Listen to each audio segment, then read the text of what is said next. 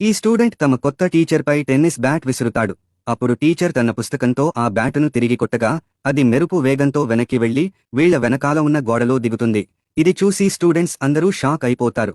అయినా సరే వీళ్లు తగ్గకుండా మరుసటి రోజు ఇంకొక ప్లాన్ వేస్తారు. అదేంటంటే టీచర్ కూర్చునే కుర్చీ మీద గమ్ము అంటిస్తారు.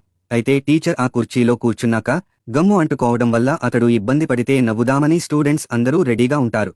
అప్పుడు ఒక స్టూడెంట్ మాస్టారు దగ్గరికి వెళ్లి సార్ మీరు పైకి లేవగలరా అని అడుగుతాడు. అప్పుడు మాస్టారు నేను లేవలేనని నీకు ఎవరు చెప్పారని అంటాడు. అయినప్పటికీ స్టూడెంట్ మీరు ఇప్పుడే మా ముందే లేచి నుంచోండి చూద్దామని ఛాలెంజ్ చేస్తాడు. అప్పుడు మాస్టారు సులభంగా పైకి లేస్తాడు. ఇది చూసి విద్యార్థులు అందరూ అయోమయంలోకి వెళ్లిపోతారు. అయితే వీళ్లకి తెలియని నిజం ఏంటంటే ఈ మాస్టర్ సాధారణ వ్యక్తి కాదు.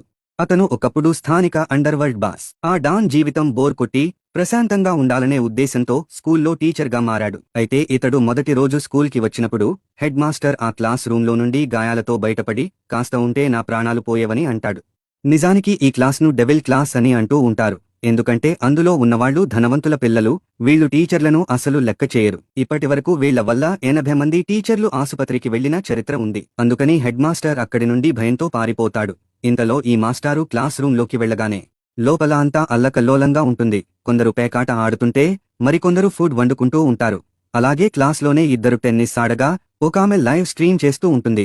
అప్పుడు మాస్టారు వీరిపై కోపడకుండా అలా ఆడకూడదని బ్యాట్ తీసుకుని తాను ఒక్క షాట్ కొట్టగా ఎదురుగా ఉన్న స్టూడెంట్కి బాల్ తగులుతుంది.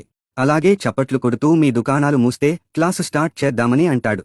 అప్పుడు వీళ్లు ఈ మాస్టారుకి కూడా చుక్కలు చూపించాలని తమ దగ్గర ఉన్న వస్తువులన్నీ మాస్టారు మీదకి విసిరేస్తారు. అప్పుడు మాస్టారు తన గొడుగుతో వీటన్నిటినీ తిప్పికొట్టగా మళ్లీ ఇవన్నీ తిరిగి స్టూడెంట్స్కు తగులుతాయి. అలా కొన్ని రోజులు మాస్టారుపై స్టూడెంట్స్ ఎన్నో ప్రాంకులు చేశారు. కానీ అవన్నీ విఫలమయ్యాయి. అయితే ఒకరోజు ఆ స్కూల్లోని అందమైన టీచర్ వచ్చి వీళ్లతో పంతం ఎందుకు, ఇక వదిలేయండి వీళ్లు మారరు అని ఇతడితో చెప్తుంది.